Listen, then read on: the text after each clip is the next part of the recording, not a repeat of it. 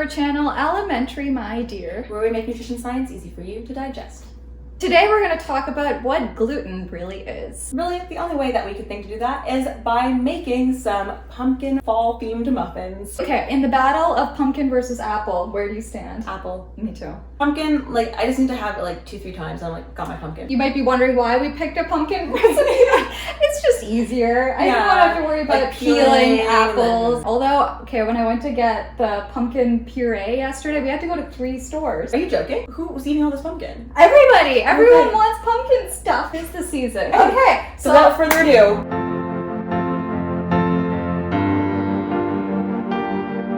we've got milk of choice. Well, the choice is going to be cashew milk. Cashew milk. If you're wondering anything about plant milk versus cow milk, be sure to check out our video on oat milk versus cow milk.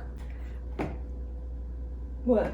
Okay, I'm very particular on the way I open my cans, and apparently it's the opposite from other people, but continue opening your can. Am I doing it wrong? I don't know. I'll let you know. What are you gonna do with all this extra pumpkin? Pumpkin's actually my partner's favorite thing. Pumpkin pie is his favorite pie ever. I'm gonna say that's an objectively wrong choice. I actually think so too. Pumpkin pie, if someone came to me and was like, you are never gonna have pumpkin pie ever in your life, I'd be like, okay. Yep. You know what? That's fine. I wouldn't even notice it. You get self-conscious when there's people watching. Like our millions of adoring fans watching. What's interesting with baking soda is that you actually need your recipe to be slightly acidic for it to do its job. So you do your baking soda vinegar experiment and you get all those bubbles and stuff on the top. That's basically what's happening inside of your muffin to make it nice and light and fluffy. But I'm really wondering how acidic this particular recipe is. Yeah, so that's the difference between baking soda and baking powder. So baking powder already has some acidic components in it. But baking soda, it's just the base component. But bicarbonate. Yeah, and then something else in the recipe will typically have that acidic element to it to allow for that chemical reaction to happen. Make the little bubbles. So it's not as extreme as with vinegar, which is super duper acidic. As promised, now we're gonna get into the gluten. Gluten is actually a family of proteins, and they're found in some grain products, so things like wheat, barley, and rye. These grains, they have 3 layers to them. There's the outer bran layer, the middle endosperm layer, and on the inside there's also a thing called the germ. In the endosperm, that's where you find gluten, which is a family of proteins. Exactly. And I feel a lot of people don't know that it's a protein because it has this really negative connotation. It's found in wheat, where people think of I think carbs more than anything else. All gluten really is a string of amino acids, protein, and it's got a lot of hate when that's what gives bread some protein content. Believe it or not, it plays a really important role in a lot of our foods, in terms of giving a lot of our baked goods structure. Anyone who eats a lot of gluten-free products definitely knows that there's a difference in structural quality and textural quality, elasticity, fluffiness. Something like bread, it's really cool because when you have flour that has gluten in it and you add water to it, the starch molecules kind of start to expand, and that allows some of the gluten molecules to start creating these bonds with each other. And they create these coils that essentially allow it to be elastic. So bread, when you touch it, it kind of bounces back. Gluten is what's giving it that elastic quality, and which is why a lot of the gluten-free breads you might see are maybe a little more dense and don't quite have that elastic feel to it. And that elasticity also allows the air to expand into nice pockets, and you get the holes in your bread is because it has an elastic quality to expand. A lot of people are probably okay, then why is gluten such a bad thing? Why do we hear so many negative things about gluten? And I think really it comes down to celiac disease. There's people who have celiac disease, which is a genetic autoimmune disorder, which causes your body to attack the gluten in your digestive system and then basically ends up breaking down the gut lining, and it causes a lot of discomfort. It can be really dangerous. It can lead to nutrient deficiencies and all these different things,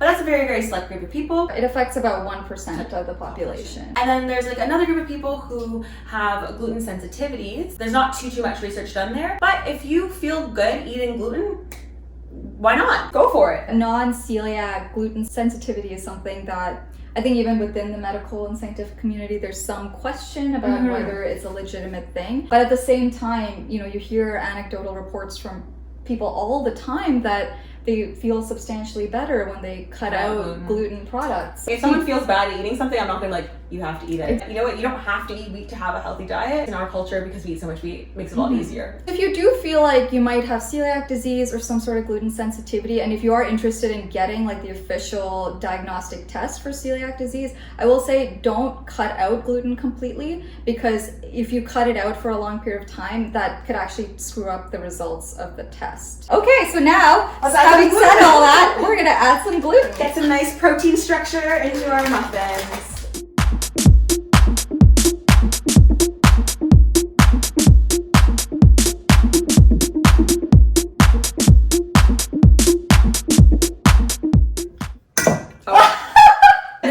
Says to just mix it. I'm sure anyone who's like into baking probably knows that like cakes and stuff, they tell you like don't mix it too much. I think the reason for that comes down to the gluten. The gluten is in there regardless of whether you mix it or don't mix it. But as Rubina was mentioning, the way that gluten gives that like texture, like the elastic texture to bread, is from the interactions of the starch and the protein, and you add the moisture in and they get all friendly and bind together. If you mix it a lot, your cake is going to end up very doughy and bready. By just combining things, you don't form those long gluten strands. And I will say, I don't know if any of you guys can relate to this, but as someone who's like very much a like instruction follower, when I see something like don't overmix, I'm like, what does that mean? I would say we would stop here. Okay, I'm gonna say chocolate chips and caramel chips. So we have Rory to thank for the inclusion of the caramel chips. I'm gonna let you do it. I don't know. Okay, should we do I don't this trust myself first? anymore. Okay. We'll just do about the same as this. Okay, I mean, don't be a wuss now. See, now I'm nervous about overmixing. Yeah. Okay. All right. Shall we put them in the oven? I think I'm missing. Is there salt or something? There was supposed to be salt.